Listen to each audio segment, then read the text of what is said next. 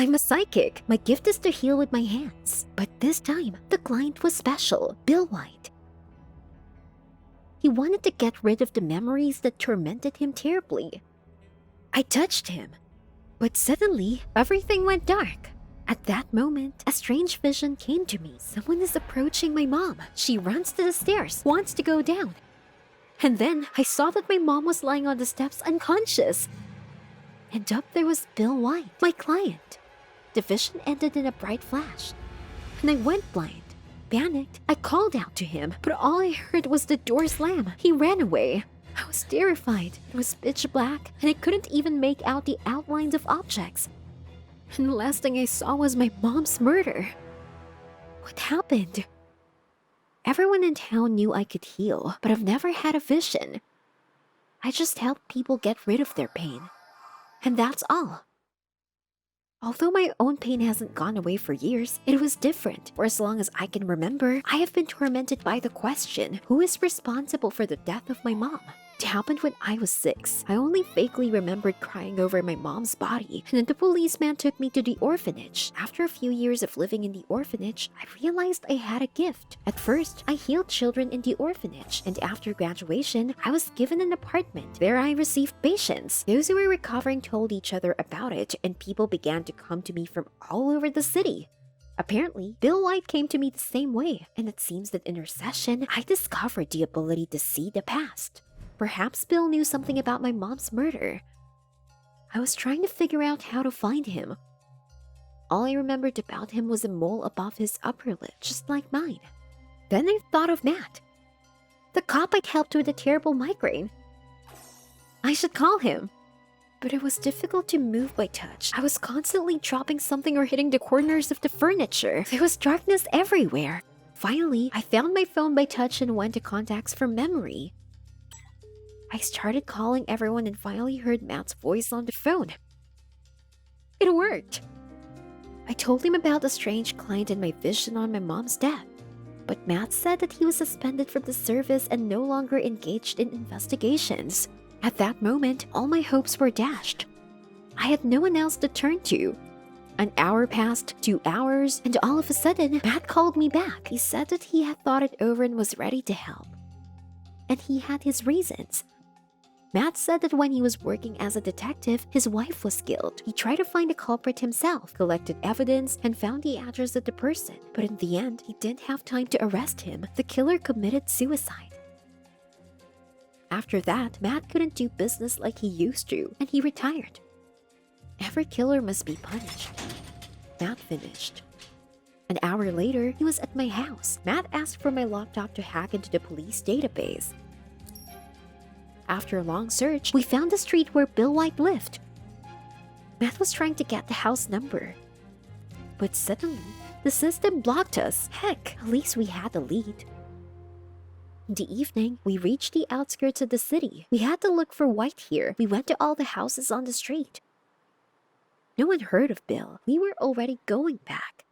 Then Matt noticed the house with boarded up windows. We got closer and went up to the porch. And suddenly, I felt dizzy. I grabbed a railing and the vision came to me again. Fake images appeared and I realized that Bill White was definitely here. We had to get inside the house. Matt kept saying that there was a patrol running around the area, and if we got caught, we'd be arrested for breaking and entering. But I said that I would go alone or with him. I would get into this house. Matt sighed heavily and agreed. With a terrible crash, he broke off a couple of boards at the entrance to the house. I froze. Did someone hear us? We quickly went inside. I asked Matt to stay close while I read White's energy. I felt the walls and the remaining furniture in the rooms, and hoped that another vision would come to me. Suddenly, Matt stopped. He said that there was a photo on the wall. There's a man with a girl. She looks like you. Matt chuckled. He took the picture down from the wall, and I picked it up. Another flash. A vision. Someone gives me a toy and then I heard a car drive up to the house with the siren on. Let's go, Matt whispered to me, and a second later, there was a terrible crash as the cops broke into the house. I hesitated, but Matt grabbed my arm, and we ran as fast as we could. I heard the cop chasing us, but at the last moment, Matt pushed him away and we ran out of the house. I was exhausted, but Matt said we couldn't stop. Only when we were far enough away did he call a taxi. All the way, I clutched that picture in my hands, but the vision didn't appear. I asked Matt to describe the man in the photo. White cheekbones, a mole near the lips, Matt said. It was Bill White. I remembered that he had the same mole as me. I asked Matt to take the photo to the station and find out something about White. Who was this girl? Maybe she would give us another clue. Matt said he wasn't welcome at the police station, but he'd try to do something. Matt didn't answer his phone the next day, and it wasn't until late afternoon that he called. It turned out that he was detained, and he was in the police station. He was turned in by the same cop who ran after us. Matt said he would only be released on bail. Hell, I was the one who put him where he used to put criminals. I had to help him. I groped my way to the locker where I kept my savings and took out all the money. I hoped that would be enough. With difficulty, I got out of the house and went to the sound of cars on the highway. I had never hitched a ride blindly before. Finally, some guy took pity and agreed to give me a ride. When Matt was released, I told him I couldn't ask for his help anymore. If he got caught again, he could be sent to prison. But Matt said that we would see this through. Together, he swore on his police honor that he would not back down. Oh, Matt. He also said that while he was in the police station, he found out something. The man in the photo was really Bill White.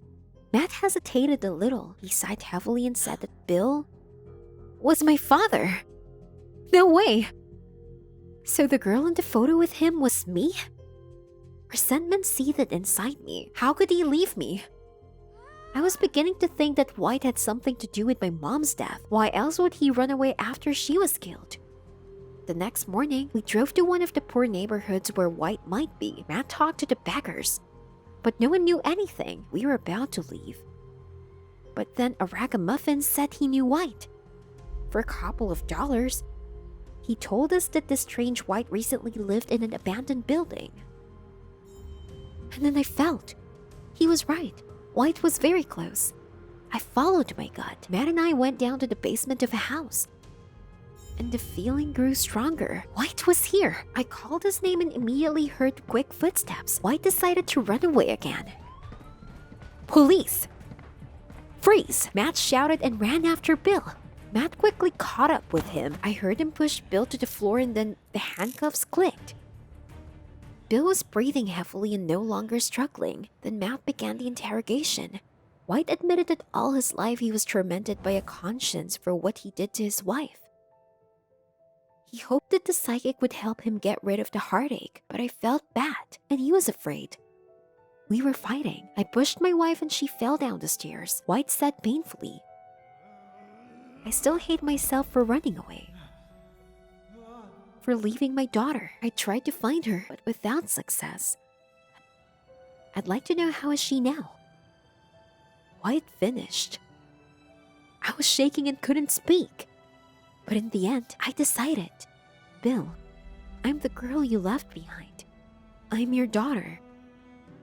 There was a tense silence. A moment later, Bill burst into tears and begged for forgiveness. Tears began to run down my cheeks too, and I realized that I bared no grudge against Bill. And suddenly, I've got my sight back. Unbelievable. Seeing the world again was a miracle. And I realized that as soon as I forgave my father, my illness went away. It's like I've been given a second chance to make things right. I didn't know what to do next. Matt was waiting for me to call the cops because my dad had actually killed my mom. But I wasn't in a hurry to get my phone out. All my life I've wanted to punish a murderer, but do I want it now? If you like the story, please like it. And to see more of these stories, subscribe to the channel. Appreciate your uniqueness and believe that you are surrounded by good people.